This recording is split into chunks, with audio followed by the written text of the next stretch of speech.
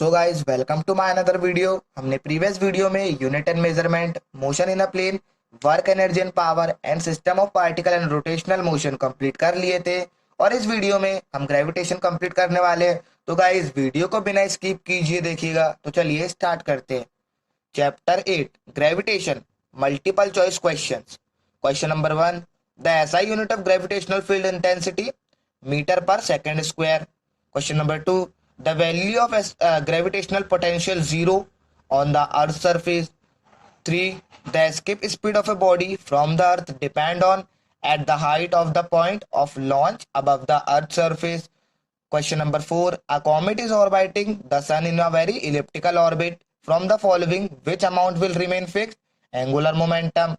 The SI unit of a universal gravitational constant G is Newton meter square per kilogram square. Time period of synchronous satellite is 3 to 24 hours. The height of a polar satellite above the Earth level is about 500 km to 800 km. At a point, a mass located inside the hollow sphere exerts a gravitational force due to another body located outside. Question number 3, one word.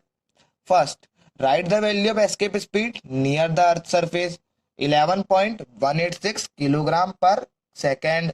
What is the approximate height of a polar satellite above the Earth level? 500 kilometer to 800 kilometer.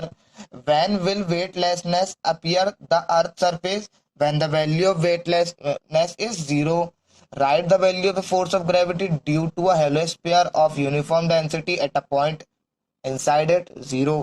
What is the value of acceleration due to gravity at the center of the Earth? 0. What will be the effect on the value of gravitational force if the distance between two bodies is halved?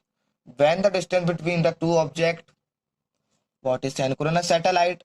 If a period of revolution of an artificial satellite revolving around the Earth in a plane normal to axis of Earth from east is equal to the period of rotation of Earth about its own axis, the satellite will always appear stationary from any place in the equatorial plane. Such a satellite is called synchronous satellite.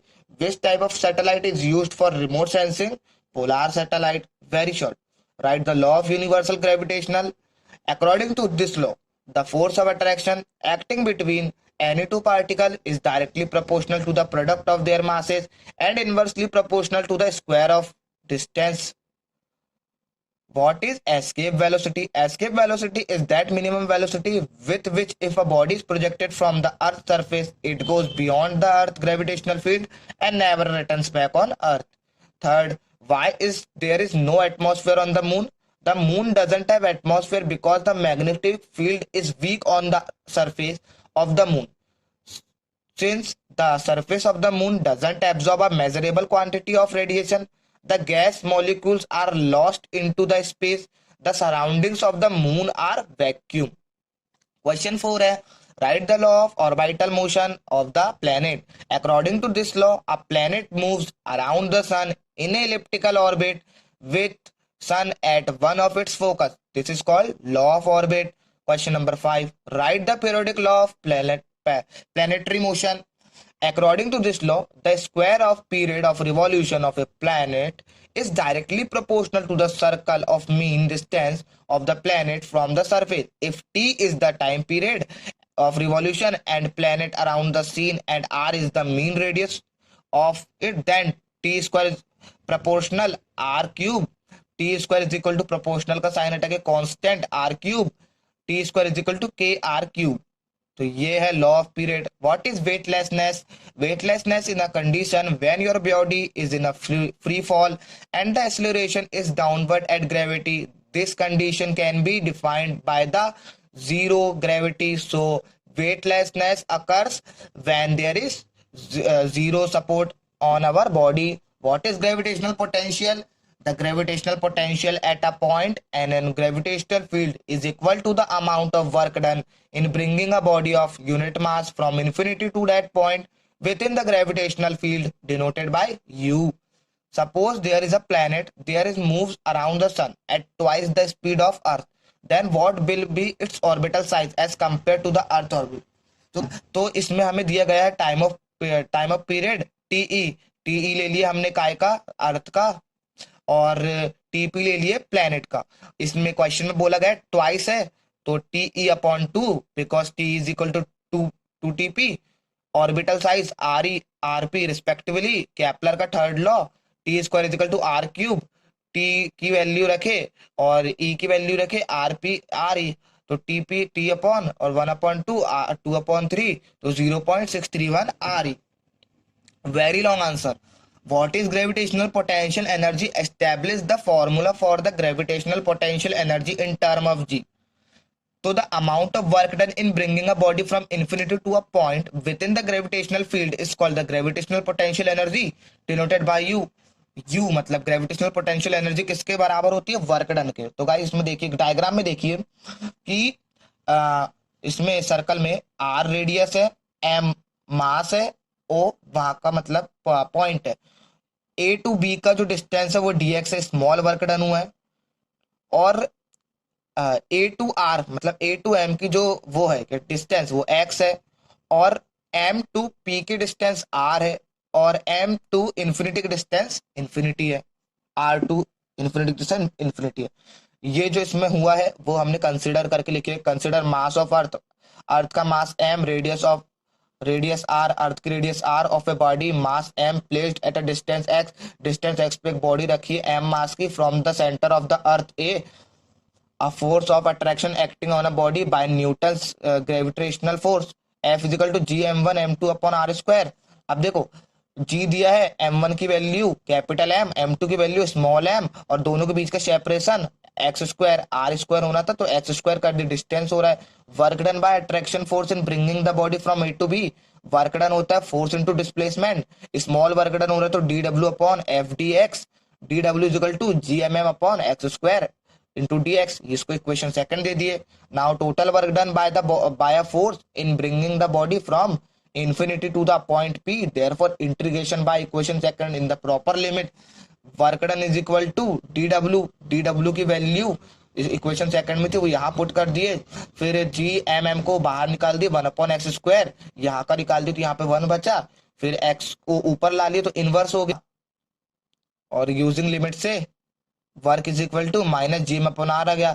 और लेकिन हमने definition में पढ़े थे कि gravitational potential energy किसके बराबर होता है? वर्क डन के बराबर। तो ये वर्क निकला है, वर्क ही तो क्या है? Gravitational potential energy. तो gravitational potential energy guys, what is artificial satellite? Establish formula for its orbital satellite, time period of revolution and total energy. तो the body artificially made by man which revolves around the planet is called an artificial satellite। तो guys पहले orbital satellite निकाल लेते हैं, orbital speed मतलब। तो consider a satellite, एक satellite consider करे है, earth surface at height H surface पे, surface at a distance of satellite from the earth surface will R, जो आर है रेडियस है वो क्या है? R plus capital R plus H, where R is the radius of earth, capital R radius of earth है, मास M है अर्थ का, and small mass satellite का है, लीनियर वेलोसिटी घूम रहे हैं जिसे हम v से डिनोट करेंगे, ग्रेविटेशनल फोर्स होता है G M one M two upon R square. तो इसको इक्वेशन 1 दे दिए, और हमें पता है gravitational force provides the necessary centripetal force for the circular motion. Planet क्यों घूम रहा है? सर्कुलर सेंट्रिपिटल फोर्स के कारण। तो C F is equal to G F और M V square upon R, C F का फॉर्मूला और ग्रेविटेशनल फोर्स का G M M upon R square, दोनों को जब काटे तो हमारे पास आया वी ऑर्बिटल स्पीड का square is equal to G M upon R. तो हमने स्क्वायर को हटा के रूट लगाए, तो लेकिन हमें पता है कि R is equal to R plus H होता है। ये देखिए R is equal to R plus H होता है, तो हमने उसको आर प्लस एच लिख दिए, तो ये हो गई ऑर्बिटल स्पीड। टाइम पीरियड क्या होता है? 2πr upon orbital speed. तो 2πr ऑर्बिटल स्पीड ये निकाले है, ये रख दिए। अब ऑर्बिटल स्पीड में आर हम ये भी रख सकते हैं, ये भी रख सकते हैं, हमने बिना वैल्यू पुट करे रखे है, तो आर को अंदर इसको क्या कर दिए? ऊपर कर दिए। जब इसको अपने रेसिप्रोकल करेंगे तो ये हो जाएगा, तो 2πr, अब आर को हम लिख सकते हैं आर स्क्वायर का रूट, क्योंकि रूट से स्क्वायर कट जाएगा तो आर बचेगा, तो क्योंकि इसको हमको अंदर भी जाना है, तो ये अंदर गया, तो ये आर क्यूब अपन जीएम हो गया। यहाँ पे फिर से आर की वैल्यू बदल दी, तो आर प्लस एच क्यूब हो गया। ये टाइम पीरियड है, सो आर क्यूब निकाल लिए। अब total energy is equal to kinetic plus potential energy. Potential energy क्या होता है, अब भी निकाले थे ना ग्रेविटेशनल पोटेंशियल एनर्जी, तो उसकी वैल्यू ये है। और kinetic energy 1/2 mv², 1/2 m v। v मतलब क्या हुआ, v मतलब हुआ वेलोसिटी, तो ऑर्बिटल वेलोसिटी लिख दिए। अब इसको सॉल्व करें तो इसका आंसर ये आया। उसके बाद टोटल एनर्जी क्या होती है, kinetic energy plus potential energy, हमने 6 चैप्टर में पढ़े थे। तो हमने दोनों की वैल्यू पुट करे और इनमें से जो कॉमन निकला था उसको कॉमन निकाले, एलसीएम लेके सिंपल करे, और इसका जो आंसर आया वो टोटल एनर्जी था। A satellite of mass 400 kg is revolving around the earth in a circular orbit of radius 2 re। Calculate the energy required to move it in a circular orbit of radius 4 re। Given mass of satellite m is equal to 400 kg, starting total energy et। Total energy starting थी इसलिए T लिख दिए, et तो ये हो गया -gm/2, 2 × re। और total energy का फॉर्मूला ये निकाले तो ये फॉर्मूला यहाँ लगाए, फाइनल टोटल एनर्जी निकाले, इसमें भी वही करे, वैल्यू पुट करे, total energy change delta E निकालना है, तो दोनों को माइनस करेंगे तभी चेंज होगा, तो दोनों को माइनस करे, इनमें से इसको भी कॉमन निकाले, डिवाइड एंड मल्टीप्लाई कर दिए काय का, आर ई का, ये आर ई का।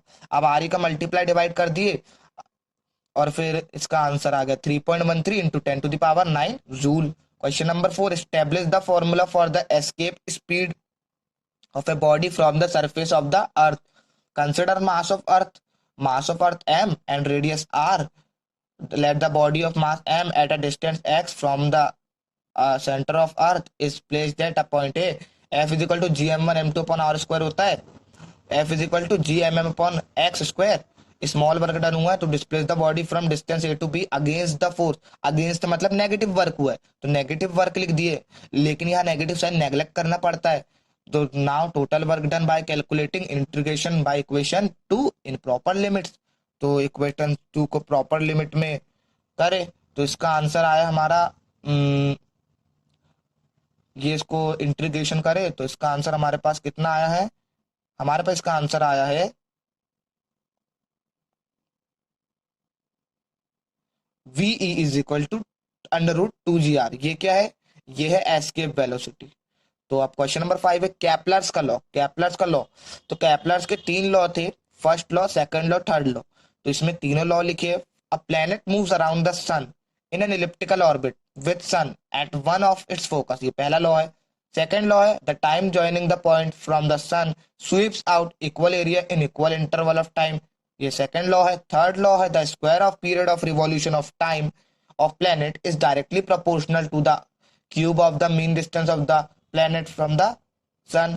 Kepler third law by Newton's gravitation।